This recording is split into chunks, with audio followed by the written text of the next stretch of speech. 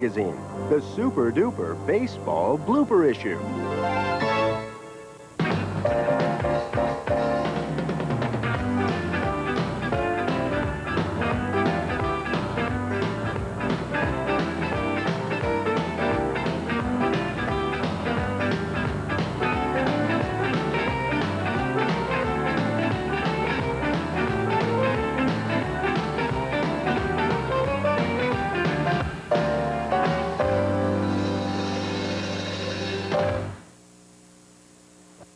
You know, Arsenio's deep to right center field. Barfield going back. It is gone.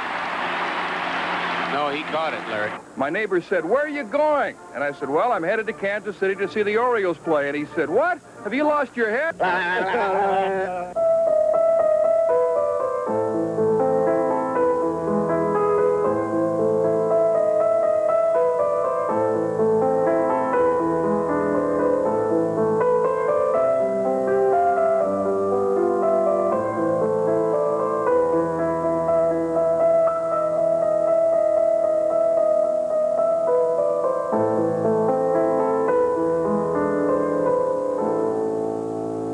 And a lot of guys that spent time together in the minor leagues. Yeah, there are quite a few of us. But...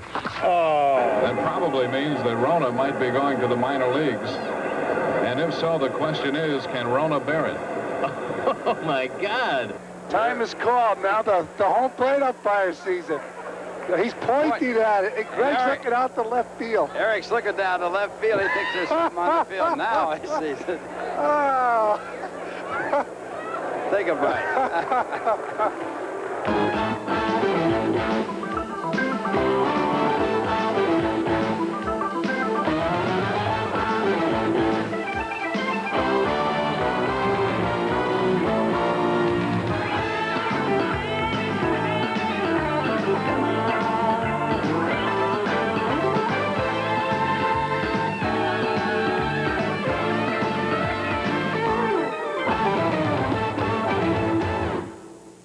Before we turn to the heart of this issue, let's first hear from our faithful readers. Madeline Malinowski of New York City writes, Dear Ballpark Magazine, I constantly hear announcers refer to a utility player. What exactly is a utility player?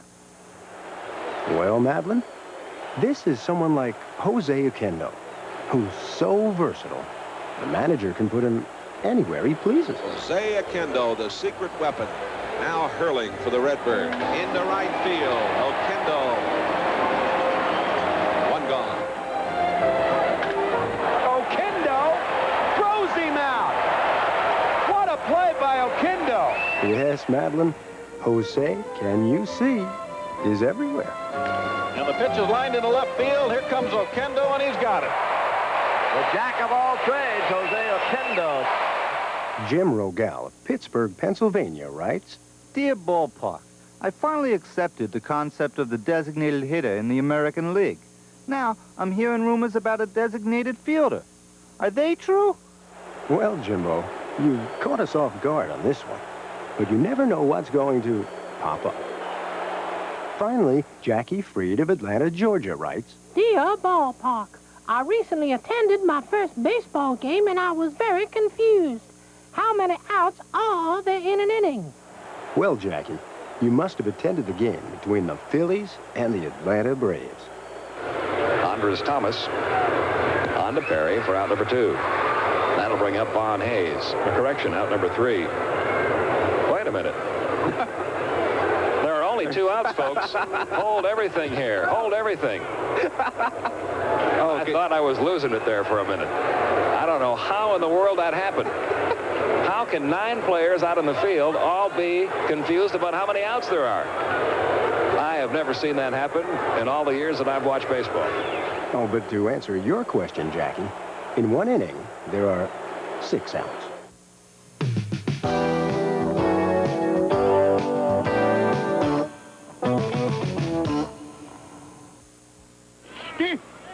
What?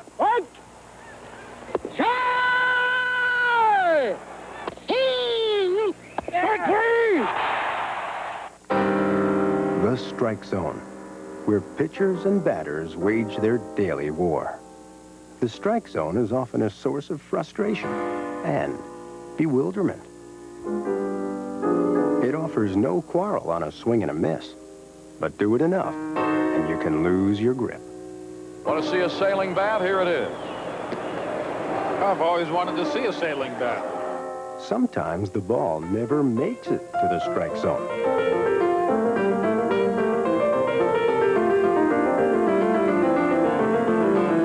Ooh, right under his chin. On these occasions, revenge is often in order. This doesn't bother pitchers, as they tend to turn the other cheek. Besides, they're too busy cultivating that delicate relationship between pitcher and umpire.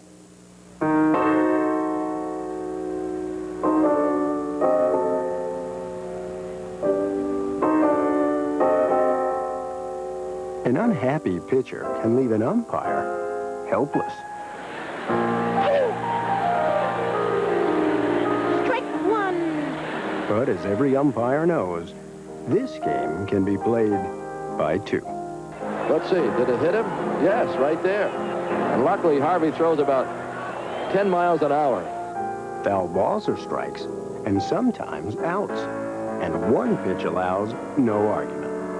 Right down the middle, and that's the frustration of a pretty good hitter that's batting well under 200. But with all these balls and strikes, it can sometimes get confusing. Bob Engel thinks it's strike three. Robert, you're thinking about that favorite restaurant. The count is 3-2. Or is it? Houston players are leaving the field. The count should be 3-2. Bob Engel embarrassed this time. He's trying to keep from laughing and smiling. Embarrassing moments can take place any time you cross the strike zone. Real embarrassing.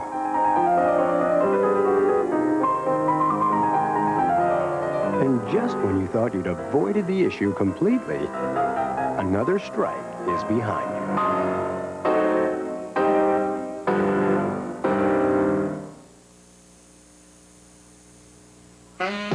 If you dare, inside your worst baseball nightmare, a place where evil lurks and schemes, a place that's called the field of bad dreams, where balls can find the smallest crack and home runs torment you by bouncing back. For only on the field of bad dreams do bunts roll forever, or so it seems. And when at last the ball stays fair, the fielders seem to forget it's there. Here catcher Sal Butera pitches, baffling hitters with his hitches, and leaving most of them in stitches.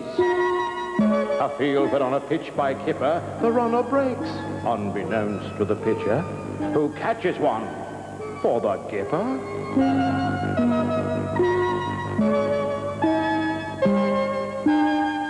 Where calling time calls for a double take, and yes, the double he will take. It's only here a routine grounder seals a shoddy infield's fate, for while at third they flop and flounder, the awful runner takes home plate.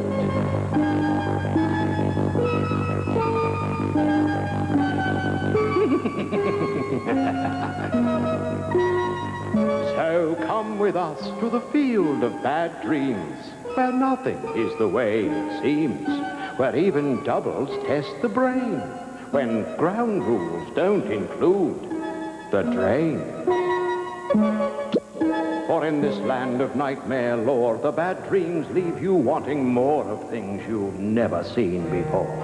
Now there's another ball. It scoots over near the Phillies' dugout, and this ball is going to try to, it stays on the lip, and Schmidt's going to try to come home. Nobody's covering. Oh, my goodness. I have never in my life seen that. We just had a power failure here at the stadium. Well, we've seen it all now. Somebody pulled the plug on this thing. Well, the lights are out in Georgia. And moved out of flood. Center field, we've got a geyser. Or as they said in the movie Bull Durham, we got ourselves a natural disaster. Strike 3 was called, and Gladden was out of the box. Gladden stepped out. McClelland apparently told him to get back in, motioned for Hudson to throw the pitch, and he was called out. What a bizarre out. 2 balls and a strike. What, that ball hit, Tommy? Holy cow, he wasn't looking. Barrett is running, swing and a miss. The throw to second by Kennedy, and the runner is safe. What a bit of trickery on the part of Marty Barrett at second base. Obviously, the throw was there in time. Marty knew that. He pulled up short, purposely. Sure did, didn't he? That's incredible. Carter unable to tag in advance, and Wisely remaining at second. With the Mets down by 4, and there are 2 out here in the 9th inning. Now Carter's called out, and the ball game is over. You think it's safe up in the press box? It's not supposed to shatter like that. That's plexiglass up there. Runners are going. Brooks lost the bat. The throw down to third, and Bonilla seemed to be clipped by the bat. Watch this.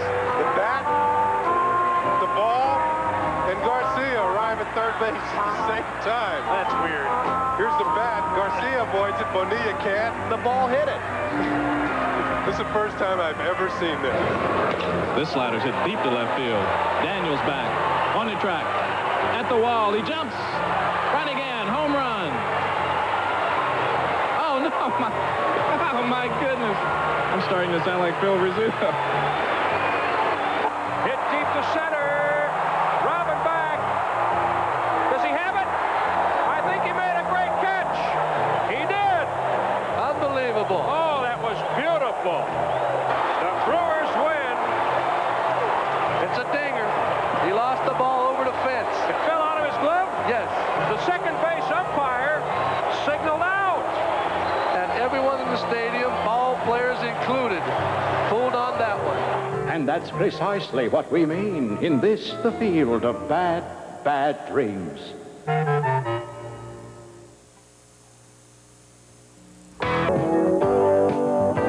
When you talk about baseball players' most embarrassing moments, everyone is the master of rationalization. That wasn't goofy. That was supernatural. I think it was the Aurora Borealis went off that. At one time, it was time for me to go up to hit, and I just had to go to the bathroom. I just had to go. And they just had to wait until I was done. And then, of course, there was the time Lloyd Mosby stole second base, and first base, and second base again, all on the same play. There goes Mosby. Picked a good pitch to go on. Terrible throw. Mosby doesn't know where the throw is. He's going back to first base. Is he going to steal first? He steals first. Now he's going to steal second again. I've never seen it before.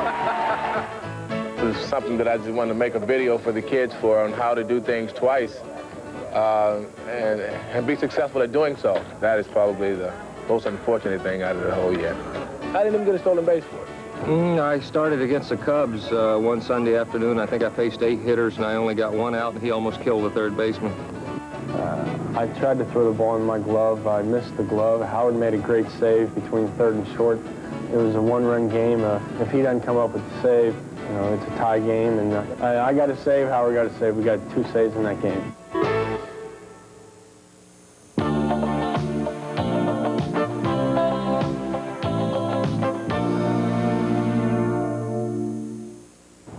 Every big leaguer comes to New York sometime during the season. This gives them the chance to visit museums and the theater. But where do Gary Gaetti and Kent Herbeck go when they're in New York? To the circus, of course. Hi, how you doing? Good. My name is Jen Hardy. I'm the captain. Gary Gaetti. You are Alex. Beautiful. Wonderful. Spread out. And now it's time for the greatest show on turf. the three-ring, four-base spectacular that stands head and shoulders above the rest. Let the ballpark Big Top begin. And so, without further ado, let's send out the clowns and get underway. I said send out the clowns and let's get underway. Will somebody get that clown off the field? Thank you. Not yet. That looks like my grandmother eating ice cream. What's the technique? And now, keep your eye on the ball as baseball's jugglers take center stage.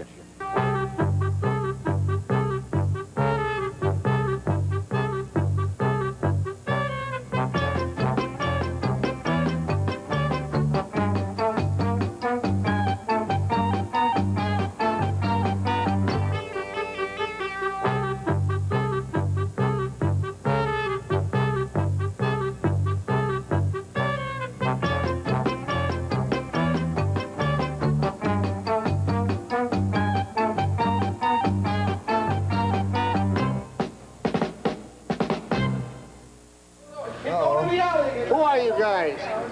We're twins. Twins. Yeah, you don't look alike to me. We're twins. We're That's the way twins are in Minnesota. What do you think? They look alike, huh? Minnesota twins. And now, the sideshow in this three-ring spectacular, where, with so much going on, you don't know which way to look. In this ring, we have the amazing and somewhat ridiculous-looking half-bearded man. Most people stopped doing this when they were 12 years old. The tall man, the short man, are we on a roll now or what? The strongman competition in ring number 3, beginning with the loser. But for every loser, there has to be a winner.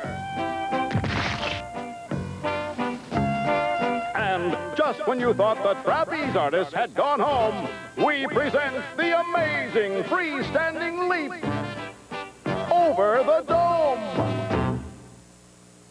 Give me a kiss. Give me a kiss. No. Here, give me a kiss. Thank you. Did you get that? You got some rank breath, too, by the way. And now, back to the sideshow with wild animal trainer, Gunga Gunga Jones. Do not be afraid of the wild animals. They will not hurt you. I said do not be afraid. Just keep your eyes on them at all times.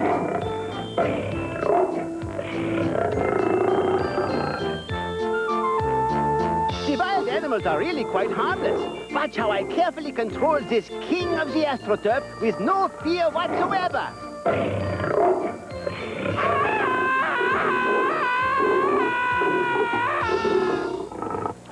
This is what we do at the ballpark after games. Oh, Lord. And it smells like the clubhouse.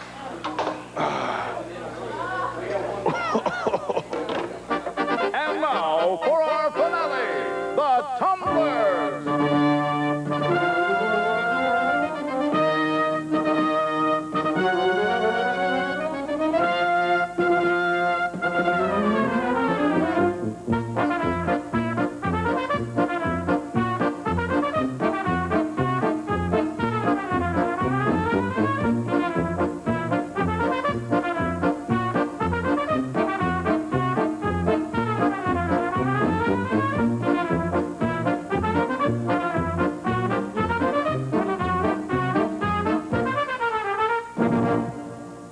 Thank you. You're Nice meeting you. Nice to meet you, too. Thanks for showing us Good luck. around. Thanks for showing Thank you. Good luck to you tonight. Thanks. All righty. Okay. Nice That's what the third base coach should look like. We never miss a sign.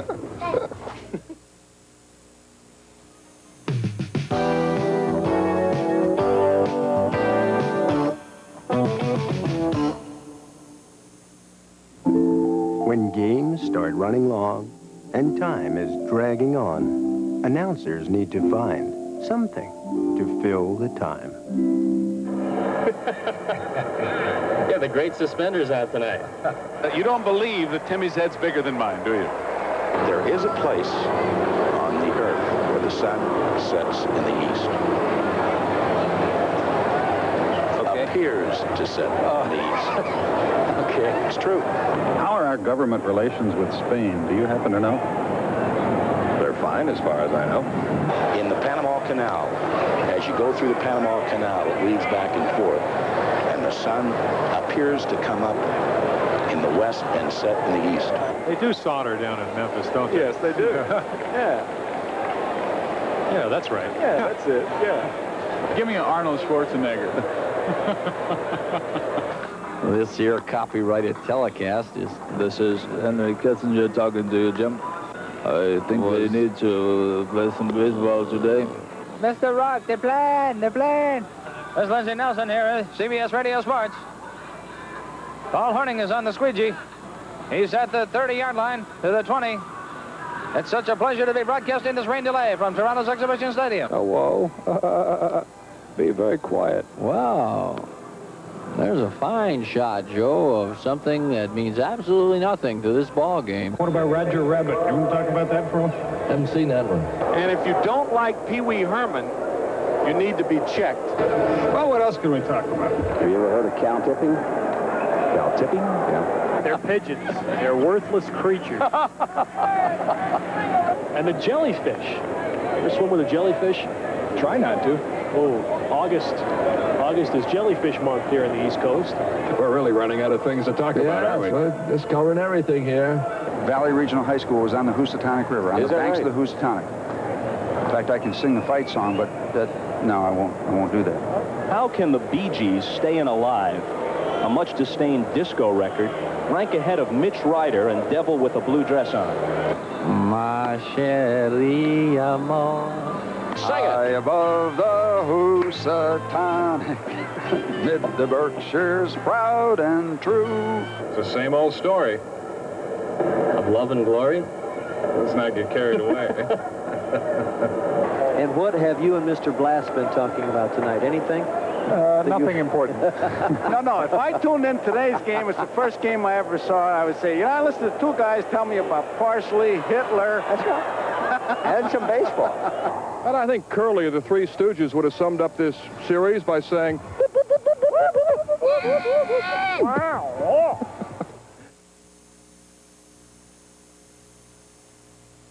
Cliff here at IHOP. You know IHOP. And now, this one and only message from our sponsor. Is it important? Just look. New York Mets relief pitcher Roger McDowell is known as baseball's premier practical jokester. And now, he's proud to announce the opening of Roger McDowell's School of Practical Jokes. Fans, it gets mighty boring out here in the bullpen sometimes, so I have to look for ways to liven things up a bit. So now I've decided to let you, the viewing audience, in on some of my favorite pranks. Enroll today, and I'll show you how to plant rubber in the gloves of opposing outfielders. You'll also learn how to secretly doctor your opponent's bat before he steps up to the plate. And here's a good one. I'll teach you how to throw your voice while yelling, "I've got it, I've got it," when your team hits an easy fly pop. And of course, my all-time favorite, greasing the mound for the opposing pitcher. What a laugh. Be sure to sign up today.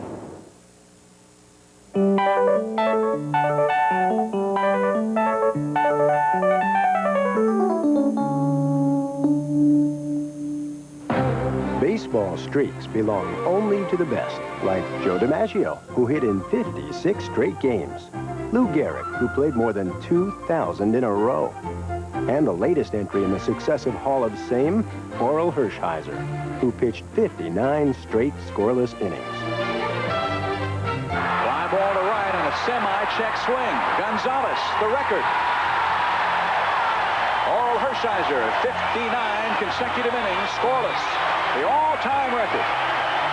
What's Drysdale thinking? Don't give me that stuff where guys always give it that, oh, yeah, records are made to be broken. I was rooting for the kid. Fat chance. Whose name you want in the record book, yours or someone else's? But not all streaks strike a player's fancy, like Eric Davis, who struck out 9 straight times in 2 days of Mike Scott and Nolan Ryan.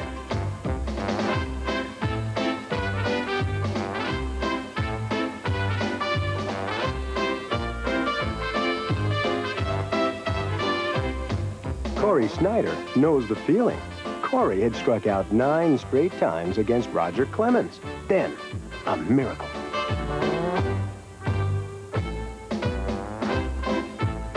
Corey's contact left them clamoring for more. At least a step in the right direction as he had contact and flied out to shallow right.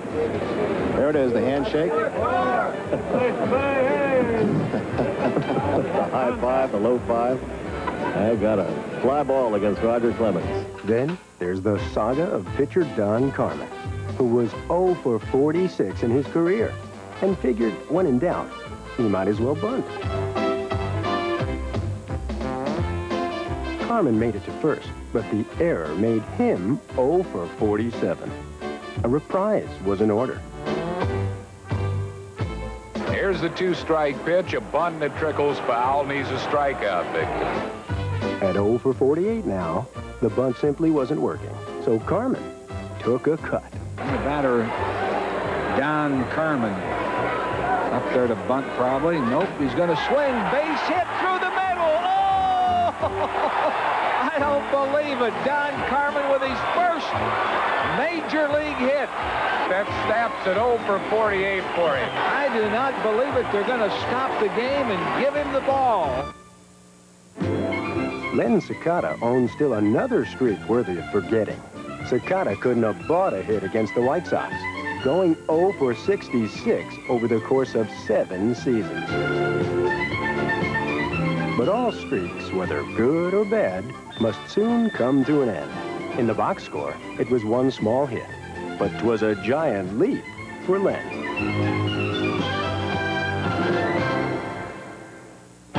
Finally, there's Dwayne Kuiper, less known for his power than his glove. Dwayne had gone to the plate more than 1,300 times without hitting a home run. Then, one night, to the amazement of all, Dwayne Kuiper rocked Steve Stone. The game started early, 12 minutes early, and Bob Lemon, the manager, didn't know that. So when I went out to the bullpen to warm up, I found that I had 7 minutes to warm up and didn't have a curveball, which at that point in my career was my big pitch. And I'm sure that Steve Stone's story would be that he wasn't loose. Well, he was loose enough to strike out the first hitter of the game. He likes to tell the story. It was 450 feet deep into the right field seats. I think it just cleared the fence, but the point was it went over. Dwayne gave him the yay as he's running around the bases. I didn't realize that he had watched me. Obviously, he did if he knew that I raised my arm. Or maybe it was the 8x10s that I sent him of these still shots that I had. Whatever. It's the Dwayne Kuipers of the world who will always keep the streaks of the Joe DiMaggios intact.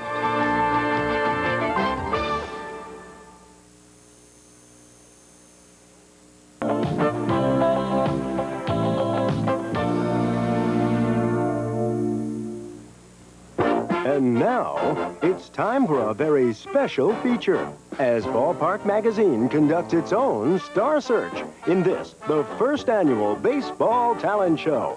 Today's category, impersonators, who make a lasting impression. And now, let's get on with the show.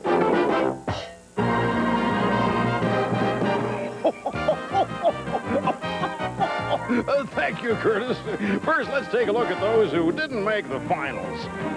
All right, Pilgrim. I'm here to invite you to come out to the Kingdom. I can really dig that, man. Oh, Mammy, it's your little boy, Sammy, all the way from Alabama. Don't want no eggs and hammy, Mammy.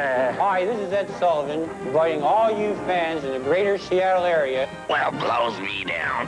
It's interesting to note there are so many broadcasters, but the best broadcasters are those who always do themselves and not try to imitate any other broadcaster. All right, Siegfried, we've got you completely surrounded by the entire 4th Cavalry. Would you believe the 3rd Cavalry? How about 3 Boy Scouts on roller skates? This is Jimmy Stewart. Inviting Now, everyone Mariner manager, Darrell Johnson. Tom hits well, feels well, but his Jimmy Stewart needs a lot of work. Oh, that's great. And now, the Pedro and Tommy Show.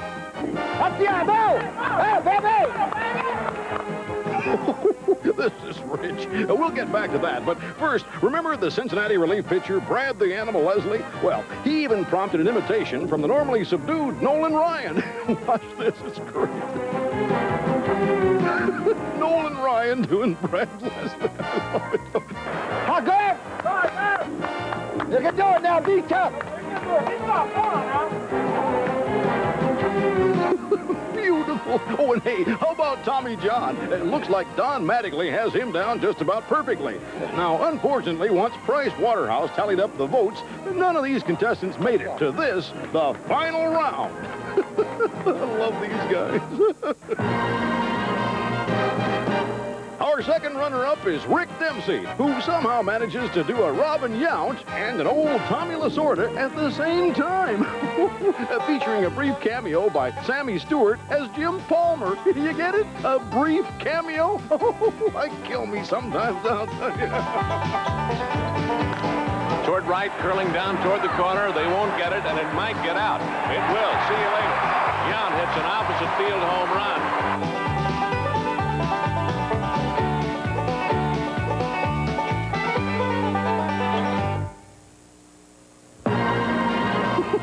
Oh, and now our first runner-up, a tie between John Morris and Dennis Lamp, with Lamp doing Gaylord Perry almost better than the original. Oh, boy, I'll tell you. Now watch closely. Here's Lamp doing Perry, and here's Perry doing Perry. Well, you make the call. Now Morris explains how to do Willie McGee. You got to look like you're in a lot of pain and you're having a miserable time out there. And then get up there and make it look like your knees are killing you, and it's the last place in the world that you want to be, out on the baseball field. And then just go out and lay out 4-line drives. That's Willie. Oh, it certainly is. But listen, Lamp does a pretty mean Dave Winfield, too. Look at him. Oh, bet Dave loves this. Now, there's Dave. Now watch. Same thing. Oh, there's Lamp again. Oh, hit a long one. Yeah, same thing. Oh, this is rich. But when it comes to Kirk Gibson, Morris is a natural. All year long, they look to him to light the fire. And all year long, he answered the demand. Here's the big pitch. He's got to make it happen on this one. High fly ball into right field. She is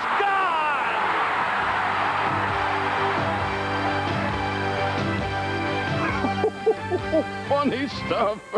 And now it's time for the winner of the first annual Baseball Talent Show. Pitcher Mark Grant of the San Diego Padres and his study in the calling habits of umpires. I got a lot of time to kill in the bullpen, so I check out the umpires. John Kibler from San Diego, you might be familiar with him. He's just real basic. He squares up behind the plate, he goes, strike. One. You're right. One. Big Eric Gregg. We got the big guys Gregg. going. For a right-hander, he gets like this, and he'll go. For a left-hander, he'll go. Like that. Frank Bully. He's another one of my favorites. Bully. He's kind of like the Rocky of the umpires. He'll be behind the plate, and he'll go. And then for a strikeout, he'll go. John McSherry, Big John. John McSherry, a big man. He'll just motion with his hand like that. Dutch Renner, my favorite. Renner, one of the all-time favorites. He's from the old school. Very vocal. He'll get behind the plate and go, strike one!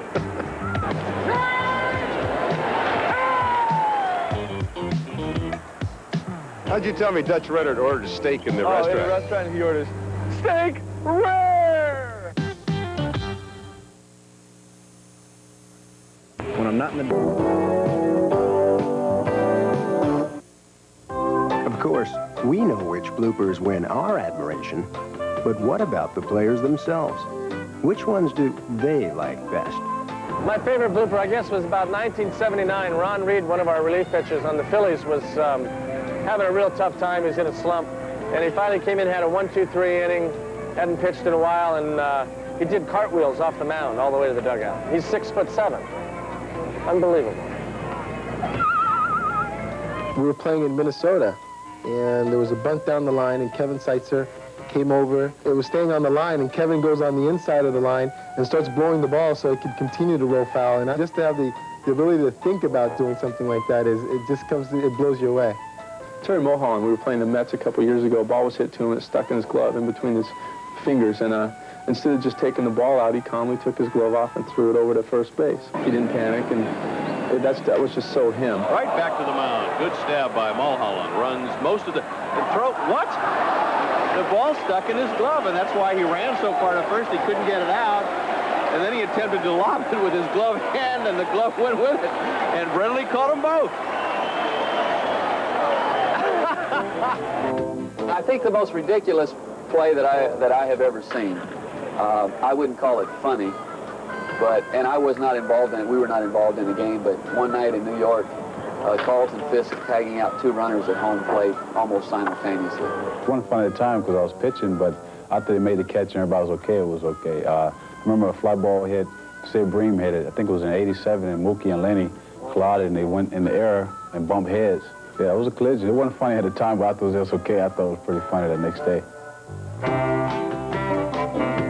I can't remember who's hitting, but Ozzie Guillen's the shortstop, and the hitter ends up losing the bat when he's swinging, and the bat's rolling out towards Ozzie, and Ozzie goes over and fields the bat and picks it up like he's going to throw the guy out at first with it. That's pretty inventive for a fielder to think that quickly. I thought it was funny. I remember I was broadcasting a game, doing some work for the Mets, and they were playing the Cubs in Chicago, and one of the batters for the Mets hit a ball, and the guy lost it, fell down, and couldn't find it, and walked around and ran around all over the field, couldn't find it. The ball was in his hat on the ground. We were playing the Philadelphia Phillies, and I forget the pitcher who was on second.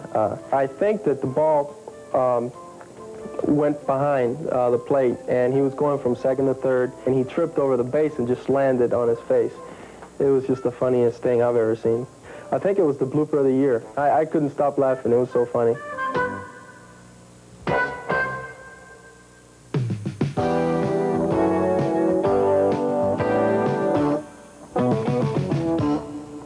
You know, not every super-duper baseball blooper leaves its victim in a stupor, as Ballpark Magazine looks at the bounces that went over with a bang.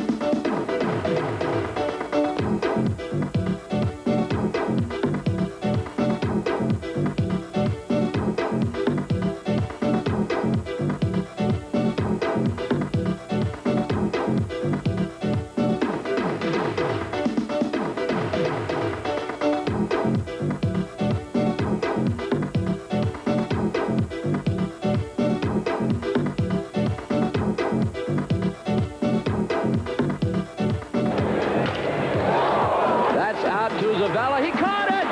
It'll be a double play! What a freak double play! And that's sliced to left field, and it's another chance for Mitchell, and he makes a bare-handed catch! You gotta be kidding me. Gotta be the play of the year. It's back, look at that, look what I have. And Viola even had time to look into the dugout to say to his teammates, I got it. Oh, Newman on the tarp makes the catch. Look at that stop by Palmer, unbelievable.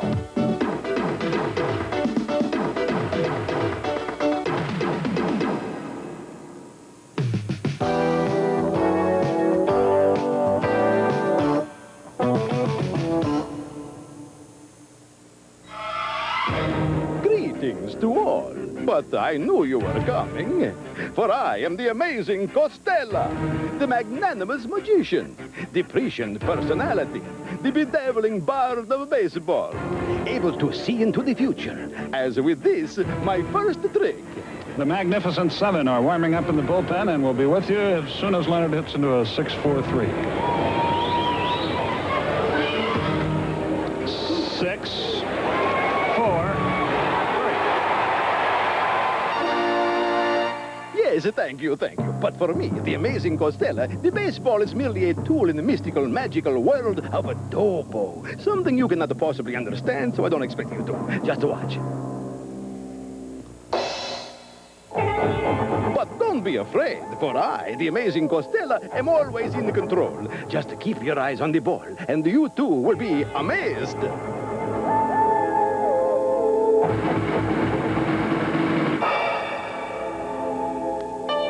That's it, my son. Keep your eyes on the ball. Never let it leave your sight. Hey, what's the matter? You flunk a little league or something?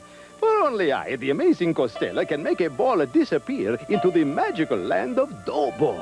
Then reappear. Then watch the victim disappear into the minor world. Yes, I am indeed amazing. I simply can't say that enough, as I can make balls disappear into walls and gloves, if I so choose. It's in the glove, stupid. Catchers, oh boy.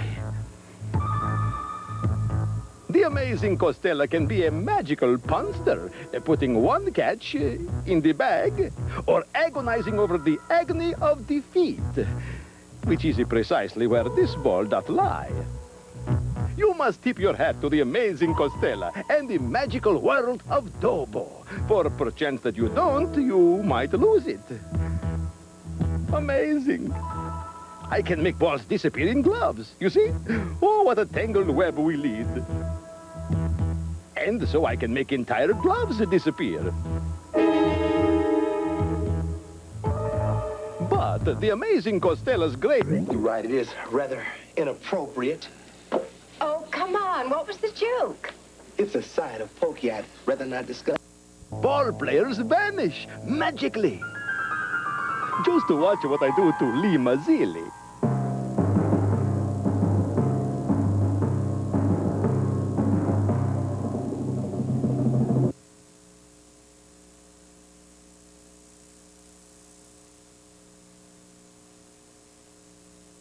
And this. Hey, what's the matter? You're not impressed? Look at this. Hey, this is getting away from me. How about this? And this. The amazing Costella can even make them go through doors. Hey, what's wrong? What's the matter for you? You people not like the amazing Costella? Well, I'll show you. To Doboland with you all. Ah, how dare you insult the amazing Costella, for I have just begun. Hey, wait a minute. What's with the freeze frame? I'm not finished. Don't put me back in that stupid blooper-dooper thing again. I won't go, you hear me? I am Dobo. I am the amazing Costella. I got a house in the Queen.